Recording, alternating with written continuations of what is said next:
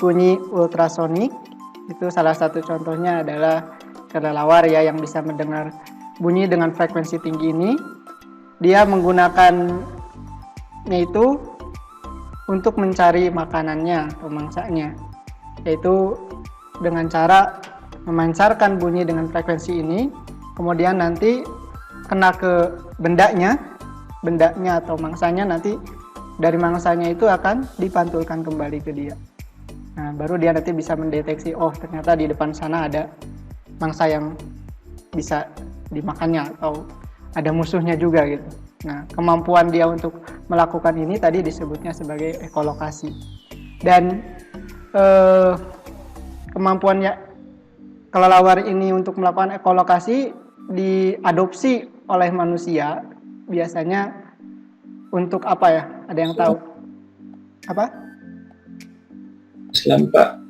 Sonar. Sonar, Pak. Ya, sonar ya, betul. Mendeteksi atau ya mengukur kedalaman laut biasanya. Itu dengan menggunakan sonar biasanya. Jadi ini juga hampir sama prinsipnya. Jadi mengirimkan sinyal ke dasar laut, nanti dipantulkan gitu. Sehingga nanti dapatlah jaraknya tinggal kecepatan. Sonar dikali waktunya. Dibagi dua ya. Kayak gitu. Karena nanti kan bolak-balik. Itu jadi ketahuan nanti kedalaman lautnya seperti apa. Ya. Itu terkait dengan bunyi berdasarkan frekuensinya. Kemudian yang selanjutnya, record, Pak. apa ada yang ditanyakan? Silakan. Record, Pak. Ya ini udah saya record, tapi saya recordnya pakai Camtasia. Jadi kalau tadi pakai Zoom-nya, sekarang pakai Camtasia. Kenapa? Karena Zoom-nya lagi proses menyimpan yang tadi. Oke. Terus ada pertanyaan, mengapa kita bisa mendengar suara? Tadi di awal mungkin udah tahu. Ya salah satunya frekuensinya kalau yang khusus manusia itu karena ada sumber bunyi yang memiliki frekuensi 20 sampai 20.000 Hz. Ada nggak? Apakah cukup dengan itu kira-kira? Tidak, Pak. Tidak. Ada syarat lain? Pak. Amplitude tadi, Pak. Amplitude, oke. Selain itu, ada sumbernya? Kekerasan, Pak. Kekerasan ya amplitudenya. Selain itu ada nggak? Cukup nggak ada sumbernya dengan kekerasan tertentu, terus juga frekuensi tertentu, kita lawan pasti dengan apa? Ada udara, Pak. Ada medium udara salah satunya. Medium. Ada mediumnya. Ya pasti udah bisa dengar, ada sumbernya, ada mediumnya. Langsung bisa kita dengar? Ada telinga. Ada pendengarnya. Kalau telinganya tidak berfungsi kan nggak bisa juga. Jadi sebenarnya ada 3 faktor yang harus dipenuhi supaya kita bisa mendengar, yaitu apa? Ya ini syaratnya supaya kita bisa mendengar, termasuk ya hewan juga gitu. Ada sumber yang bisa menghasilkan bunyinya, ada mediumnya untuk merambatnya, kemudian ada receivernya, ada pendengarnya, ada kita, itu salah satunya yang bisa mendeteksi adanya bunyi ya gitu. Barulah ya pasti bunyi terdengar. Jadi harus dipenuhi ini. Kalau hanya satu saja sumbernya aja nggak bisa juga kayak gitu. Ya ini pertanyaan inilah gampang. Oke. Kemudian pertanyaan selanjutnya, apakah bunyi memiliki karakteristik khusus? Maksudnya yang tidak dimiliki oleh gelombang lain. Kalau gelombang secara umum kita kemarin sudah melihat dari eksperimen tangkiriak itu, bahwa gelombang itu memiliki minimal ya, kemarin kan yang dijelaskan di tangkiriak itu ada 4 ya, ada pemantulan, pembiasan, apalagi Difraksi, sama interferensi. Okay, jadi ada 4 kemarin yang dijelaskan dari sana ya, walaupun ada lagi satu sifat gelombang sebenarnya polarisasi. Tapi yang di tangkiriak kemarin kita hanya melihat 4 yang kita amati kemarin, yaitu pemantulan, pembiasan, difraksi sama interferensi. Nah, gelombang bunyi juga sama, memiliki sifat itu gitu. lain yang khusus ini. Nah, sifat pemantulan bunyi contohnya kayak gimana? Ada yang tahu? Bunyi bisa dipantulkan. Sonar. Salah sonar. Kalau selain itu yang dekat dengan kita, misalnya yang mungkin pernah melihat atau pernah merasakan gitu. Selain nyanyi di kamar mandi. Hanya di kamar mandi. Oh, di ruang kosong, Pak. Di ruang kosong. Ya, di ruang kosong biasanya bunyinya lebih keras ya. Nah, tapi biasanya ada efek negatifnya juga itu. Kalau misalkan ada pantulan bunyi ini biasanya terjadi apa? Interferensi. Terjadi apa? Interferensi, Pak. Hasilnya itu nanti ada bunyi pantul dengan bunyi yang datang. Nah, ada biasanya jadinya gangguan tuh. Disebutnya apa tuh? Gaung. Gaung. Gema, Ya, Pak. dan ya gaung gema itu kan jadinya mengganggu sebenarnya. Maka biasanya itu harus diminimalisir. Nah, dengan cara apa meminimalisir itu? Kalau misalkan kalian perhatikan desain lab seni dengan ruangan lab fisika ataupun ruang kelas itu berbeda kan? Pernah nggak kalian ini? Oh, kenapa kira-kira ruang lab seni dibuat seperti itu? Kan di lab seni itu dindingnya dipasang apa ya? Karpet kan?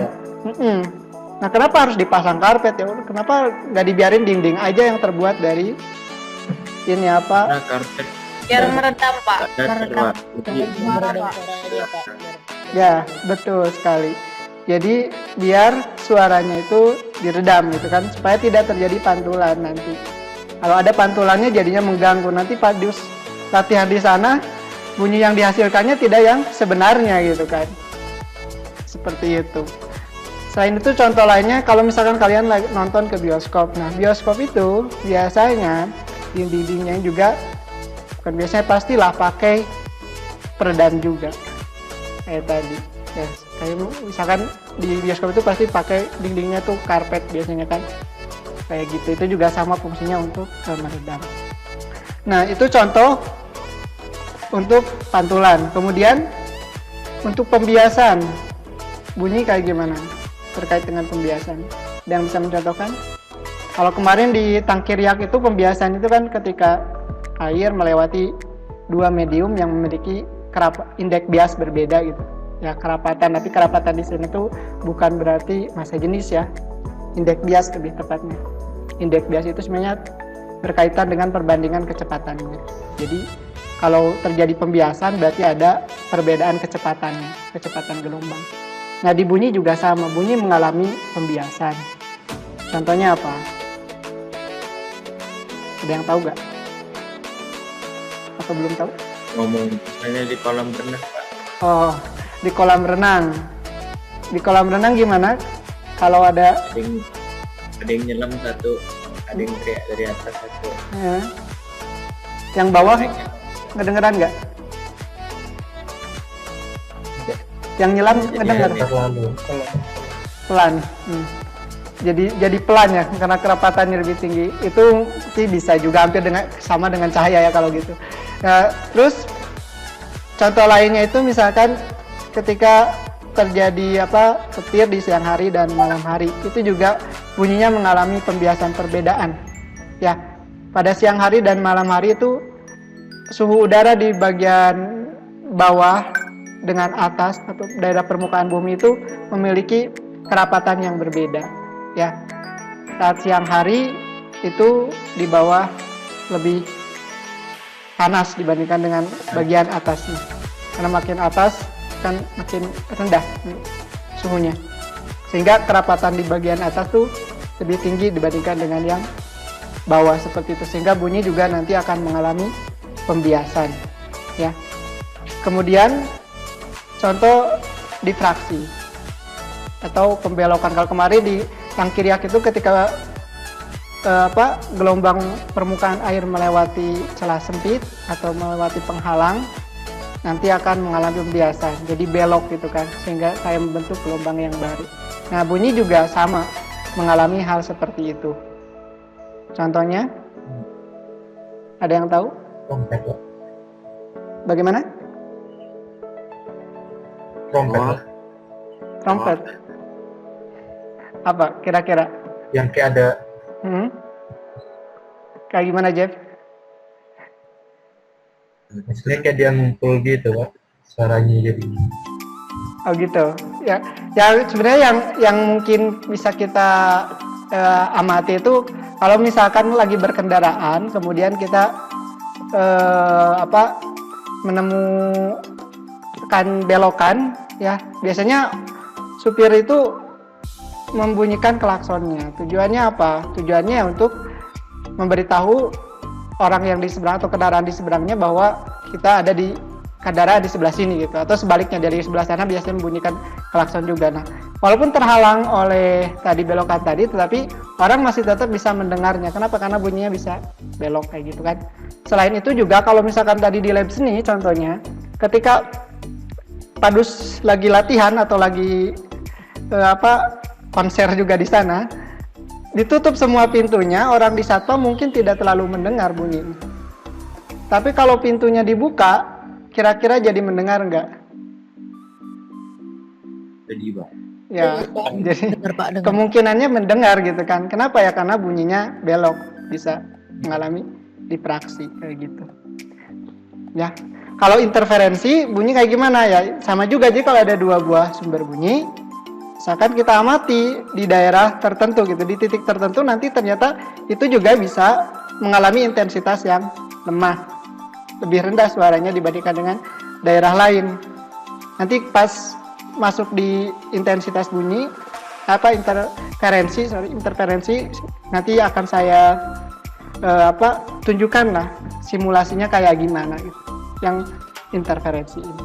Itu yang ciri dimiliki oleh gelombang bunyi juga dimiliki oleh gelombang lain. Tapi bunyi memiliki ciri khas lain yang mungkin tidak dimiliki oleh gelombang yang lain, yaitu apa? 3 hal ini sebenarnya. Jadi ada ketinggiannya atau titik nada atau pitch, kemudian ada kekerasan loudness-nya atau level bunyinya, kemudian ada warnanya, warna bunyi atau timbre. Nah, seperti apa ketiga hal ini? Contohnya gini, misalkan di sini ini ada 4 frekuensi bunyi yang berbeda, tetapi amplitudonya sama. Nah, coba kita akan dengarkan ini sama-sama. Tinggi. Ada nggak suaranya?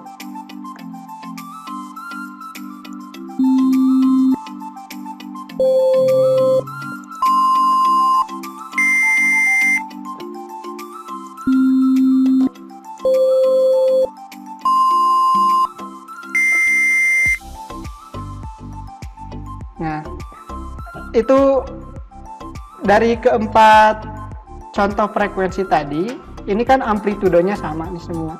Tetapi kalau kita lihat di sini, ini frekuensinya berbeda-beda. Ada yang 250, 500, 1000 sampai 2000.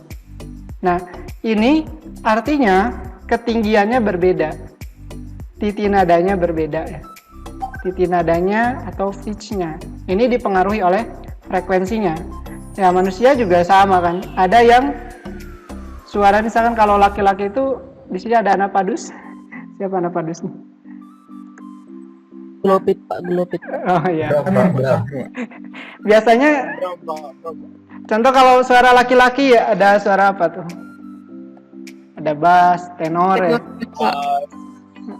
Bass, tenor, Pak. Itu kan? Itu pasti misalkan terkait dengan apa ya, ketinggiannya ini yang berbeda. Ketinggian dari frekuensi bunyinya atau titik nadanya. Tapi walaupun begitu nanti ada juga namanya timbre, ciri khas yang dimiliki oleh suara seseorang atau alat musik yang lain ya. Jadi tergantung dari ketinggiannya atau titik nada. Nah, apa yang mempengaruhinya? Ya ini udah tahu. Dipengaruhinya ini berdasarkan frekuensinya. Jadi bergantung dari frekuensi ketinggiannya. Jadi kalau ada 2 buah sumber bunyi memiliki frekuensi berbeda, berarti ketinggiannya berbeda juga atau titik nadanya berbeda juga. Ya. Kemudian karakteristik yang lain dari yang khas dari bunyi itu adalah loudness atau kekerasan, ya.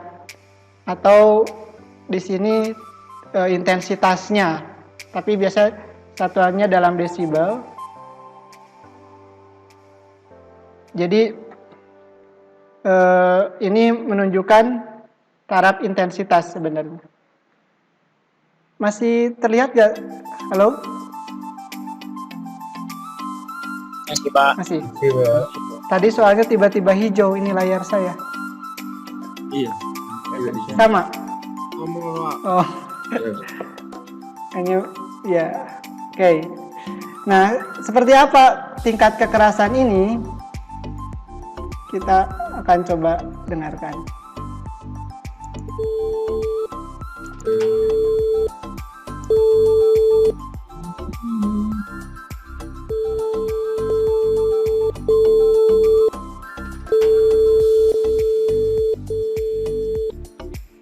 Nah, ketiga bunyi ini memiliki frekuensi yang sama, tetapi amplitudonya berbeda sebenarnya, atau loudness-nya, kekerasannya.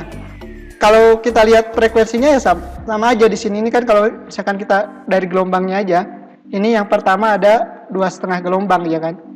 1, 2, 2,5. Ini juga 1, 2,5. 2,5 ini juga 1, 2, 2,5. Sama-sama 2,5. Berarti ini ya frekuensinya sama. Tetapi kalau kita lihat amplitudonya, ini hanya segini. Dari sini ke sini kan amplitudonya. Sedangkan yang ini amplitudonya lebih panjang lagi, yang ini lebih besar lagi. Amplitudonya berbeda. Jadi yang mempengaruhi kekerasan suatu bunyi itu adalah amplitudonya. Amplitudo lah yang mempengaruhi kekerasan, atau loudness ini bergantung dari amplitudonya. Nah, biasanya kalau kita menyalakan misalkan pemutar musik, ketika kita mengubah volumenya, itu sebenarnya kita sedang mengubah amplitudonya atau kekerasannya, loudness-nya yang kita ubah ketika kita mengubah volumenya, ya. Jadi volume itu berkaitan dengan amplitudo atau loudness-nya. Oke. Itu. Kemudian yang terakhir adalah ini, warna bunyi atau timbre. Nah, coba kita dengarkan sama-sama. Di sini ada 3 buah gambar sumber bunyi ini. Kira-kira ini sumber bunyi dari apa saja? Coba kita dengar.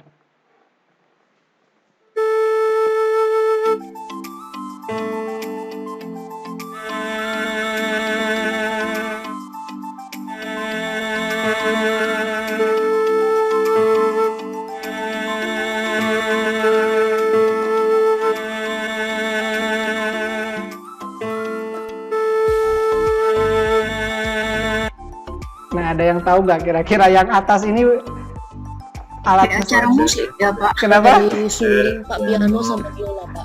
Oke, yang pertama apa yang paling atas? Recorder. Benar. Recorder. Mendekati. Seruling. Yang kedua apa? Piano. Piano, Pak. Piano. Yang ketiga? Biola. Oh, berarti ini lulus ini ya, ahli musik sama. Coba bener gak ya ini? Sorry, malah ini lagi.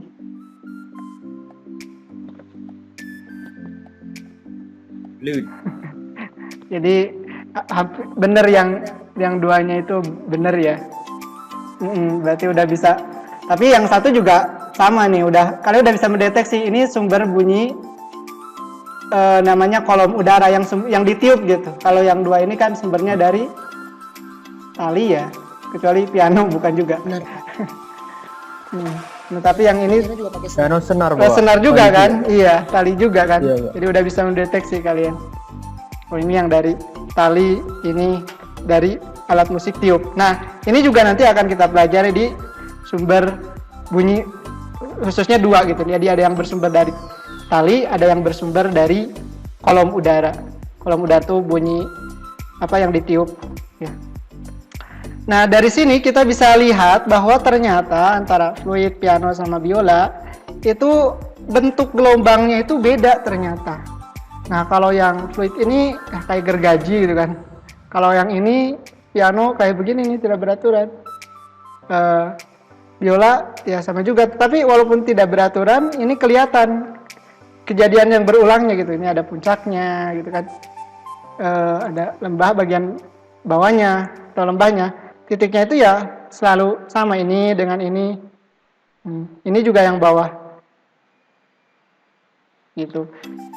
Jadi yang ketiga ini memiliki kekhasan masing-masing khasnya. Yang atas, terus yang piano sama biola, kalau kita lihat grafiknya beda semuanya gitu. Dan kita juga bisa merasakan bahwa tadi itu ada 3 alat musik gitu, ada 3 sumber itu. Walaupun sebenarnya ini frekuensinya kalau dinyalakan dibunyikan sama-sama tadi, kalau yang berdasarkan animasi ini sama atau beda ya? Coba prediksi kalian, sama nggak ini?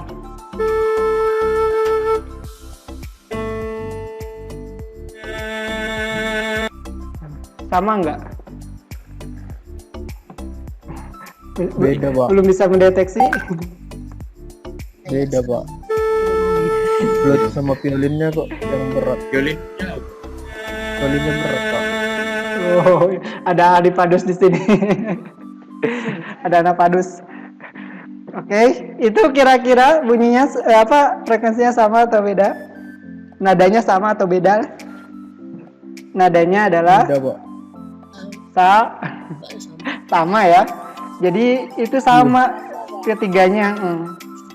Cuman warnanya beda. Nah, inilah yang biasa digunakan ketika lagi misalkan menyanyikan satu lagu gitu kan, menggunakan berbagai alat musik. Ya tentu nadanya harus nada yang sama. Kalau beda ya jadi tidak beraturan, jadi tidak lagi terjadi harmoni gitu kan. Tidak terjadi lagi irama yang bagus. Oke.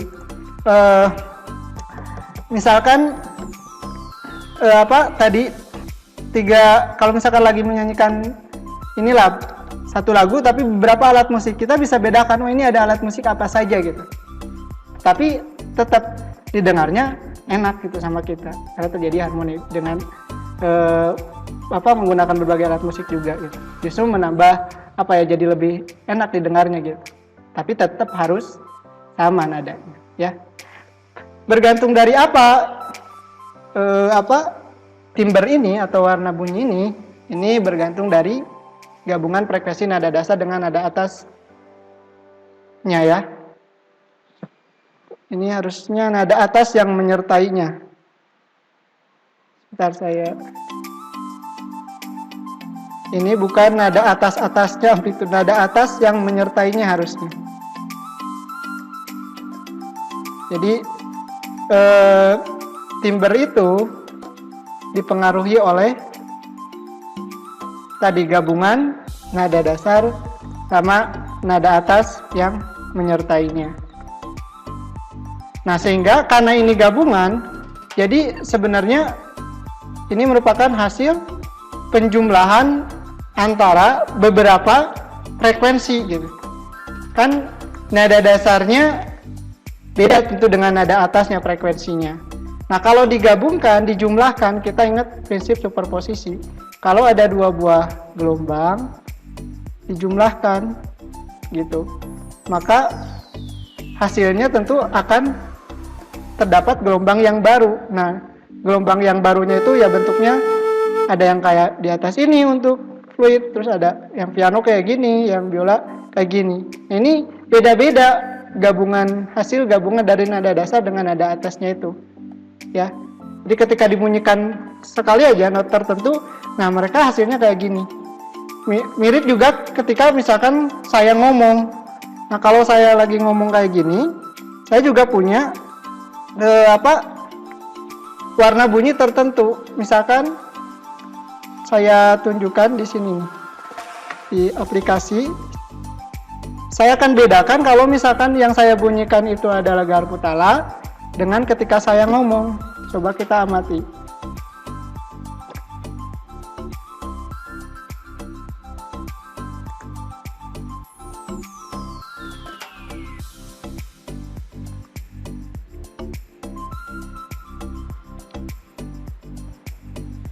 Nah, saat saya ngomong, lihat, kelihatan nggak gelombangnya sama kalian? Pas saya ngomong, halo? Iya. Nah, ini warna bunyi yang dihasilkan ketika saya ngomong kayak gini. Timbernya. Itu di sini bisa kelihatan sih berapa desibel kekerasannya bisa. Kan kalau misalkan beda kalau misalkan saya ngomongnya pelan, misalkan berbisik. Bisa mendengarkan saya? Coba lihat grafiknya. Nah, Bulu. ini bedanya pasti di sininya. Apalagi kalau misalkan saya bunyikannya ini garpu tala. Nah, coba kita lihat. Wisik lagi. Bisik-bisik tetangga. Oke, coba kita lihat, amati apa yang terjadi kalau garpu tala yang dibunyikan.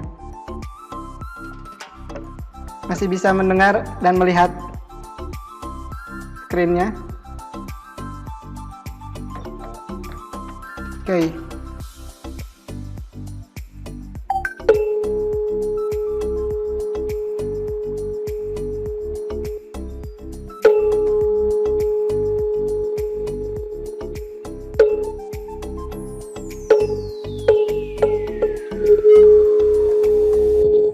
Nah, coba lihat kalau yang garpu tala yang dibunyikan ini lurus aja nih kayak gini nih warnanya. Jadi dia hanya ya satu aja. Beda dengan ketika saya ngomong jelimet, wah. Jelimet grafiknya. Mudah-mudahan nggak jelimet didengarkan sama kalian ya. Kayak gitu ya. Jadi punya ciri khas tersendiri.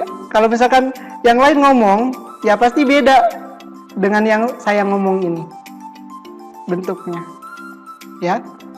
Seperti itu. Jadi bergantung dari apa tadi? Itu gara-gara gabungan nada dasar dengan nada atas yang menyertainya sehingga menghasilkan gelombang yang baru gitu. Gelombang yang baru. Jadi gelombang yang barunya ya ini gitu. Ya.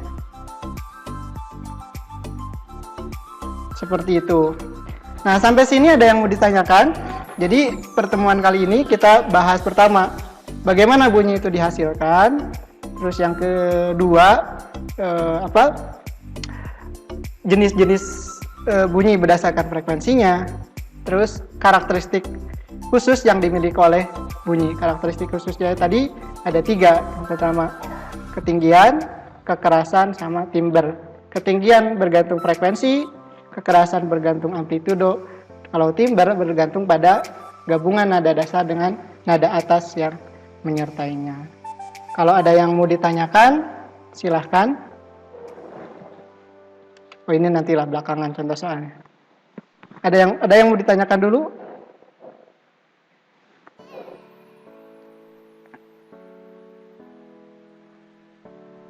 Halo? Tidak ada? Langsung ke soal saja. Aduh. Nah, contoh soalnya kayak gini. Kalau tidak ada yang bertanya. Oke. Berapa menit lagi nih? Tadi udah diingatkan 10 menit lagi tadi sama Zoom-nya. 7 menit lagi Zoom-nya. Zoom-nya 7 menit lagi. Oke, bisa lah untuk bahas soal ini. Ya. Coba kita lihat. Masih terlihat screen saya? Masih. Oke. Nah, di sini soalnya contohnya kayak gini. Terdapat 2 buah sumber bunyi, masing-masing memenuhi persamaan gelombang Y1 4 sin 20T dikurangi 4X dan Y2-nya 8 sin 10T dikurangi 5X. Manakah dari kedua sumber bunyi tersebut yang memiliki ketinggian paling besar, yang B kekerasan paling besar? Nah, sebenarnya ini gampang ya, tinggal melihat. Kalau ketinggian berarti tinggal lihat apa? frekuensi. Kalau Frekuensi, Pak. ketinggian berarti lihat frekuensinya, tinggal lihat frekuensinya.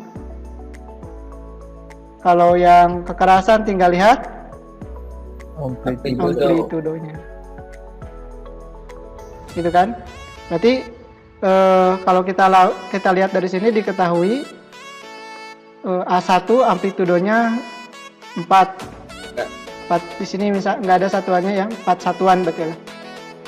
A2-nya 8 satuan. Terus frekuensinya F1 berapa nih? Berarti saya tulis dari omeganya aja ya. Omega 1-nya 20 kan? 20 satuan nggak dikasih tahu. Omega 2-nya 10. Nah, dari sini sebenarnya bisa kita tahu nih bahwa frekuensi yang paling tinggi itu yang mana? Berarti ini omeganya berapa ya, F-nya berapa nih? F itu omega per